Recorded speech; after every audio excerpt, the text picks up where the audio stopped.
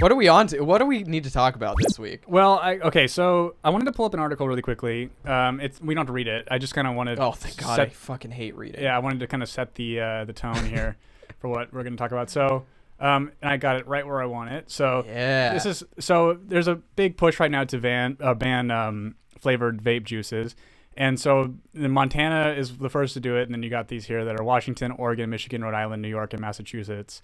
And then Utah as well, and California has also been talking about it. But it's kind of on the rise based on this kind of moral panic about vaping is what's causing these deaths, even though it's malfunctioning Chinese THC cartridges. But they have now, I don't know, people are saying it's like big tobacco, but I don't really think that it is. I think there's some other element to it. It's like almost as if, I think that there's like a relatively... I think that the vape market is, the government's unable to regulate it in the way that they'd like. So they're using this as a way to start regulating. Make money off of it. Yeah. Make more money. But I have a solution yes. to make people stop vaping. And that solution is to allow one flavor, and that flavor is cum. I feel like a 13-year-old boy laughing at that, but like, you're so right. Let's think about it logistically. I had this thought on the way to the Joker. When I was driving on the way to see the Joker with you, or just Joker, I guess is what it's called. The Joker made me think about cum too, actually. So we'll get into the cum-filled antics of the Joker at the end of the podcast. So we're gonna before I get into my cum-flavored vape thing and why that's Serious important. idea. We're going to talk about Joker at the end. We're just going to blast it with spoilers, so we'll tell you when we're doing that. You can just tune out if you haven't seen it yet. And I recommend you see it without getting certain things spoiled, because the trailers were vague enough to where I was surprised in a few moments of it. Yeah. Anyway, cum-flavored vape juice. So why this is brilliant is that no one really likes the taste of cum. Like, you may like it if you haven't cum yet. Interesting. Yeah. But like, because straight guys that are even speaking honestly about it, I've even heard, like, I mean, you have to be kind of a certain type of straight guy, but even going down on a girl, like, if there's cum and stuff around, like, yeah, straight men are weak. Well, but that's like the takeaway from but the idea, like, because reality comes crashing down really hard. Oh yeah. When you've come, well, it's like a sudden release of like serotonin, and like it just sort of, it's mind clarity that you didn't really have before. You were so charged by your poison that you'll do anything. But I think that like until you nut. No one actively likes the taste of cum. It's metallic. It's horrible. So there probably is a small segment of the population that just adores the taste, but I find that probably to be a pretty minority. So here's the other part of it. Now, so that's the universal truth, is that most people don't like the taste of cum. So that's step one. Yeah. Step two about cum-flavored vape is that straight guys who like kind of, they have a thing about their masculinity and pretending like they've never tasted their own or whatever else. They would never go and admit like, yeah, can I get the cum flavored? And you have to say, I'm sorry, what flavor? Can I get the cum? Did you say cum flavored? Yeah, one cum flavored cartridge coming up. Oh God. God damn it. So that's step one. I don't think any girl likes the taste of cum. So there's that'll eliminate that from it. And then especially like, and I think in the market that'll instantly alienate is the worst part of the vaping market, because full disclosure, I vape, but I have this really unoffensive kind of small Juul clone thing.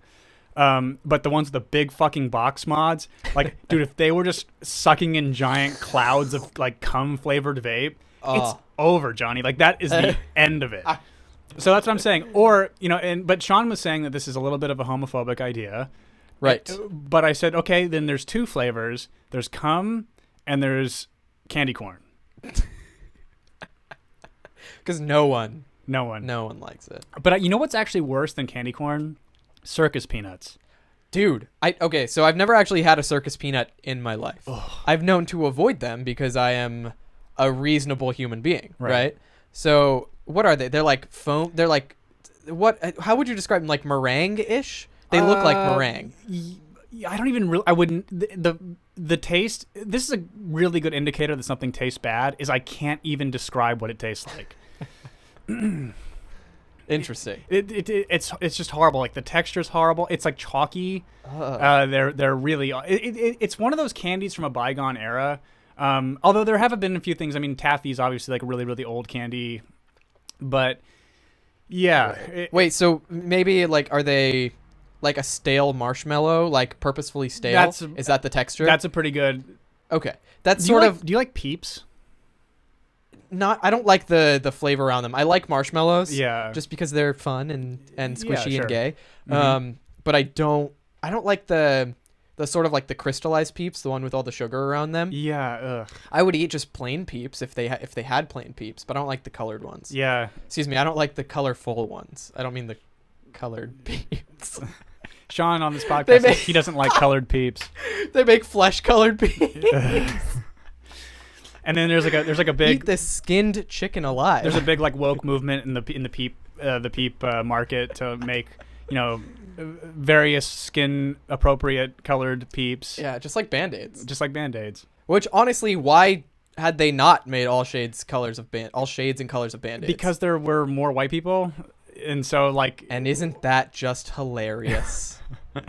Racism at its finest, dude. But like, you know, that argument has always been so funny to me. Like mostly just the way that it's always framed is as if it's some like horrific thing that like I didn't feel secure because there wasn't a black Band-Aid. Dude, if Band-Aids were always fucking pink, I would have, or like whatever, like neon orange, I would have never really cared. They're I never wore a Band-Aid hoping that it would blend in with my skin. It's just sort of to stop bleeding. You're right. So, I mean, like, every Band-Aid that I've ever seen has never matched my skin tone. No. And I don't know anybody who has the skin tone that matches a plain bandage.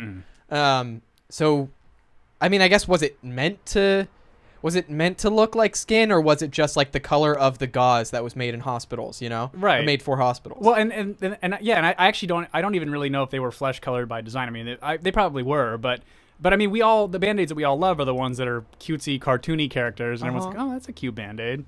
Like, and you're kind of like, you get to have fun with your little wound that you have.